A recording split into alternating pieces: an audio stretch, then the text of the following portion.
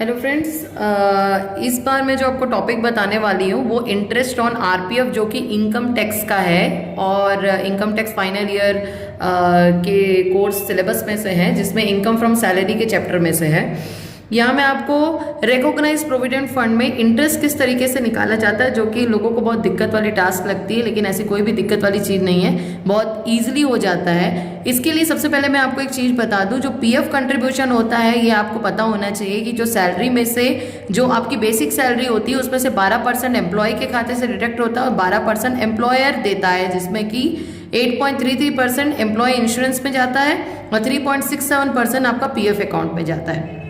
अब बात करते हैं हम क्वेश्चन का।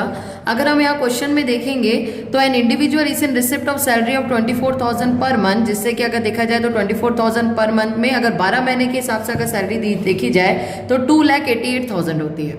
अब बोल रहे हैं यहाँ पर 15% of which he contributes to a provident fund to which is employer contribute 14%। यहाँ पर 15% एम्प्लॉय के खाते में जा रहा है, जिसमें 14% जो है एम्प्लॉयर के द्वारा कंट्रीब्यूट किया जा रहा है। He is provided with rent free house by employer in Mumbai.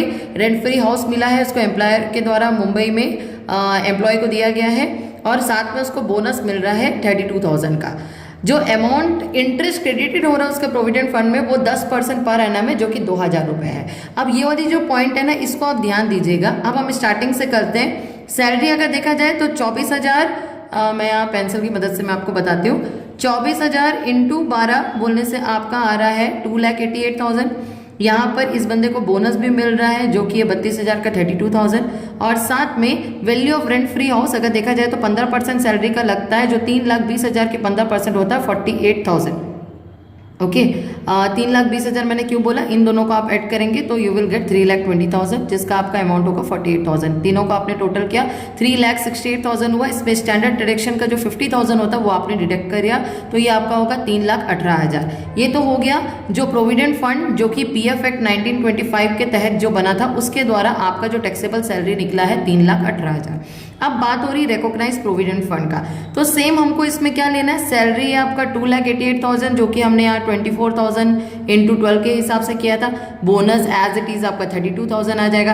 अब देखिए ध्यान देने वाली ना चीज दो है, एक है employer contribution in excess of 12% of salary जो कि आपका अमाउंट यहाँ पे बता रहा है 5760, और दूसरा आपका बता रहा है इंटरेस्ट ऑन आरपीएफ जो कि 9% वो है आपका 100।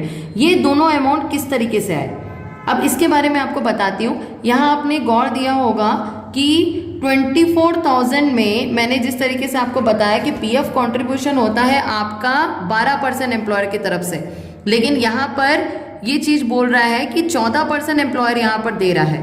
तो 12% एम्प्लॉय का और 14% एम्प्लॉयर का, तो दोनों का डिफरेंस आपको देखना पड़ेगा। अगर आप निकाल रहे हैं 2,88,000 जो कि ये सैलरी है, 2,88,000 का अगर आप 12% निकालेंगे तो देखिए कितना आ रहा है, ये आ रहा है आपका 34,560 जो कि 12% के तहत होता है। और एम्प्लॉयर कंट्रीब्यूट कितना कर रहा है, 14%। तो आप देखिए 2,88,000 का 14% क्या हो रहा है, 14% हो रहा है 40,320। अगर ये दोनों का अगर डिफरेंस अमाउंट देखेंगे तो डेट इज 5,760। ये देखिए ये आपका जो अमाउंट आया है जिसके बारे में मैंने बताया था, employer contribution in excess of 12% of salary, वो आपका 5,760 है।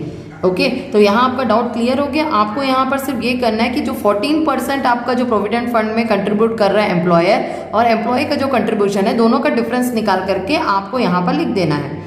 ओके, अब आपका दूसरा चीज क्या है, दूसरा है आपका interest on RPF in excess of 9.5%। अब देखिए एक्सेस ऑफ 9.5%, यहाँ पर मैंने आपको एक टॉपिक देखने के लिए बोला था, the amount of interest credited to इस प्रोविडेंट फंड एट 10%। अब यहाँ जानने वाली बात ये है, यहाँ बोल रहा है 10% पर एनम, और बेसिकली हम लोग कितने देते हैं, मतलब इंटरेस्ट कितना जाता है आरपीएफ में 9.5% पर एनम। तो आपको सिंपल इसको देखने का तरीका ये है कि आप डिफरेंस अमाउंट देखिए, 10 माइनस 9.5 बोलने से डेट इज 0.5। तो यहाँ पर एक अमाउंट दिया होगा डेट इज 2,000, जैसे यहाँ मैंने बताया था the amount of interest credited to इस provident fund at 10% per annum is 2,000। बस आपको ये करना है 2,000 अपॉन जितना परसेंट क्वेश्चन में दिया होगा 10 इंटू 0.5। अगर आप निकालोगे देखिए क्या आता है answer, 2,000 upon 10 into 0.5 that is 100। Okay, तो ये आपका जो आंसर है ये देखिए ये 100 आ गया। हर क्वेश्चन में आपको ऐसे ही करना है, आपको पूरा बनाना नहीं है कि पहले मंथ का इंटरेस्ट आप हटा करके उसके बाकी के सब मंथ का आप इंटरेस्ट जोड़ के बनाएंगे, ये गलत तरीका है। बल्कि आपको बनाना डायरेक्टली क्वेश्चन में ही दिया रहेगा, the amount of interest credited to इस provident fund at 10% per annum is 2000, तो उसके हिसाब से आप कर सकते हैं। यही क्वेश्चन नहीं है, और भी क्वेश्चन मैं आपको दिखा रही हूँ। जैसे अब यहाँ पर देखिए, interest on the provident fund is determined at the rate of 12% per annum which is amount to be 36,000 for the previous year. यहाँ पर भी आपको यही करना है। जैसे यहाँ पर कितना परसेंट दिया है, यहाँ 12% दिया है, तो 12% बेसिकली हम कितना देते हैं 9.5%। दोनों का आप डिफरेंस निकालेंगे तो डेट इज आपका 12 माइनस 9.5 डेट इज 2.5 का डिफरेंस है आपका।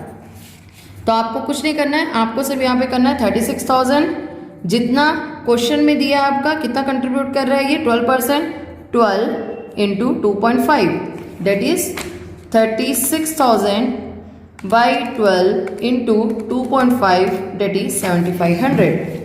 आप इस क्वेश्चन में भी देख सकते हैं कि आपका जो इंटरेस्ट आया है 9.7500। ये बहुत सिंपल तरीका है, आप आराम से कर सकते हैं, इसमें घबराने वाली बात कोई भी नहीं है। ये कॉम्प्लिकेटेड आपको लग रहा है लेकिन ये बहुत इजी है। अगर इसी तरीके से आप इंटरेस्ट निकालेंगे तो आपको कोई भी दिक्कत नहीं आएगा। अगर आपको इसमें और भी कोई दिक्कत आती है तो आप मुझे DM कर सकते हैं। Thank you.